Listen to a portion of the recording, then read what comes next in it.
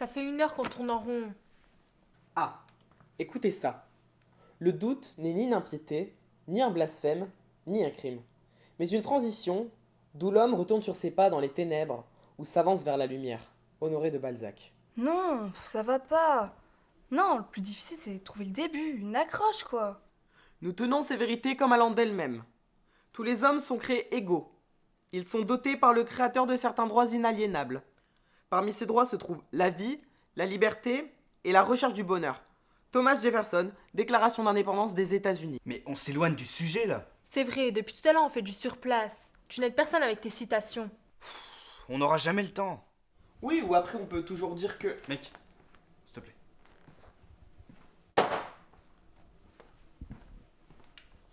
Moi j'ai toujours dit que c'était trop ambitieux ce projet de spectacle. Oui, mais avec toi, c'est toujours trop ceci ou trop cela. Ah ça va hein. Hé, mais arrêtez.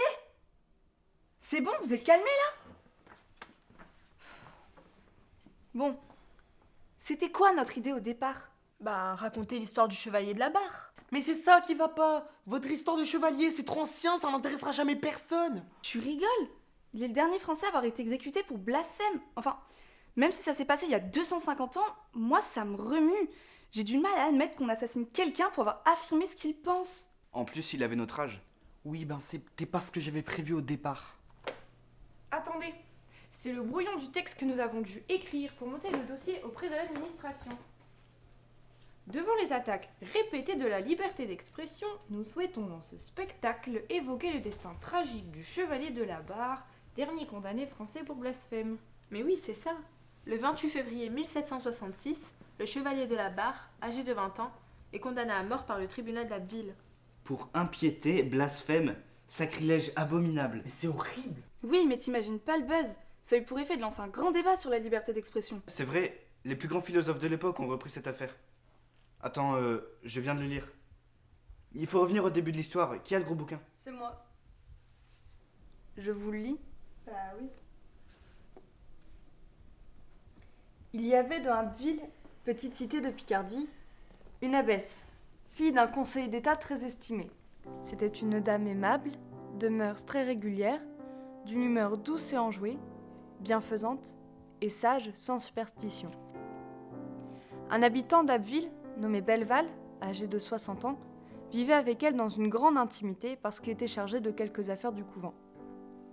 Cet homme devint amoureux de l'abbesse, qui ne le repoussa d'abord qu'avec sa douceur ordinaire, mais qui fut ensuite obligé de marquer son aversion et son mépris. Dans ce temps-là, en 1764, elle fit venir chez elle le chevalier de la barre, son neveu. Elle prit soin de ce jeune homme comme de son fils. Il fut logé dans l'extérieur du couvent, et Madame sa tante lui donnait souvent à souper, ainsi qu'à quelques jeunes gens de ses amis. Le sieur Belleval, exclu de ses soupers, résolut de se venger. Il sut que le chevalier de la barre et le jeune d'Étalonde avaient passé depuis peu devant une procession sans ôter leur chapeau. C'était au mois de juillet 1765. Il chercha dès ce moment à faire regarder cet oubli momentané des bienséances comme une insulte préméditée faite à la religion. Tandis qu'il ourdissait secrètement cette trame, il arriva malheureusement que, le 9 août de la même année, on s'aperçut que le crucifix de bois posé sur le pont-neuf d'Abbeville était endommagé. Mais, dit Belleval à ceux qu'il voulait faire parler, si vous n'êtes pas sûr que le chevalier de la barre ait mutilé le crucifix en passant sur le pont, vous savez au moins que cette année, au mois de juillet, il a passé dans une rue à 30 pas d'une procession avec 3 de ses amis sans ôter leur chapeau. Vous avez ouï dire qu'il a chanté une fois des chansons libertines, vous êtes obligé de l'accuser sous peine de péché mortel.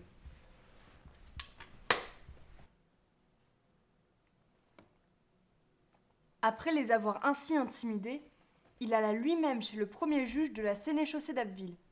Il y déposa contre son ennemi, il força ce juge à entendre les dénonciateurs. Non mais quelle ordure. Il a retourné tous ces gens contre eux. Tout ça parce qu'il était jaloux du chevalier. Ouais, t'as vu, c'est dingue. Mais, quand tous ceux qu'il avait convoqués se retournèrent contre le propre fils de Belleval, il n'y comprit rien. Malgré tout, il fit évader son fils et poursuivit quand même le procès.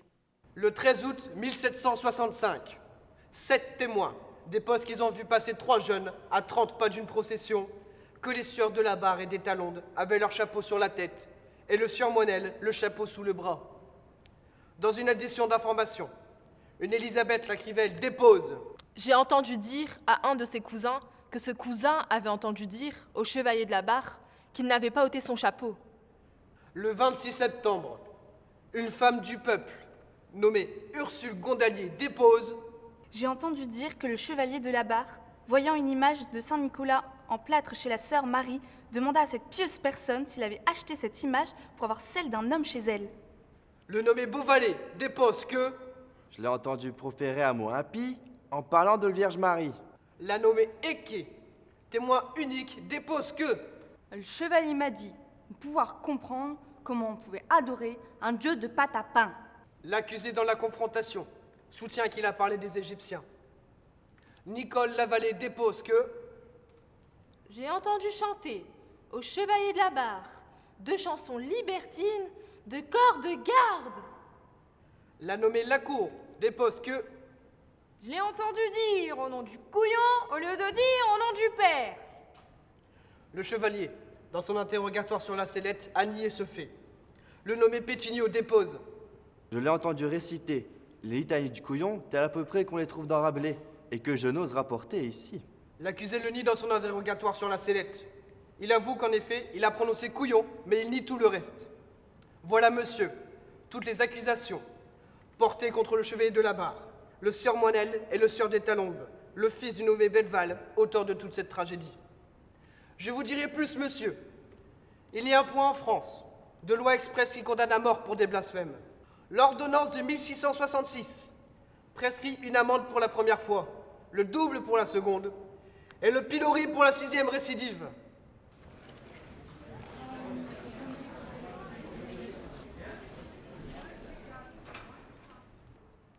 Les juges d'Abbeville condamnent le chevalier de la Barre, premièrement, à souffrir le supplice de l'amputation de la langue jusqu'à la racine, ce qui s'exécute que si le patient ne présente pas la langue lui-même, on la lui tire avec des tenailles de fer et on la lui arrache.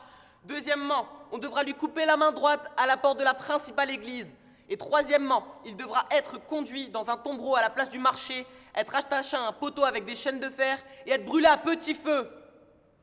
La France entière regarda ce jugement avec horreur. Le chevalier de la Barre fut renvoyé à Abbeville pour y être exécuté. On lui donna pour confesseur et pour assistant un dominicain, ami de sa tante l'abbesse, avec lequel il avait souvent soupé dans le couvent. Ce bonhomme pleurait, et le chevalier le consolait. On leur servit à dîner. Le dominicain ne pouvait manger.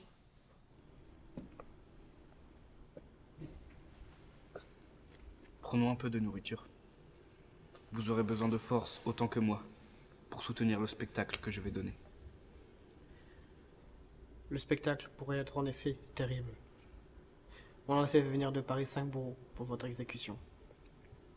Mais je sais que vous allez monter sur l'échafaud avec un courage sans faille, sans plainte et sans ostentation. Je ne croyais pas que c'était possible de faire mourir un gentilhomme pour si peu de choses.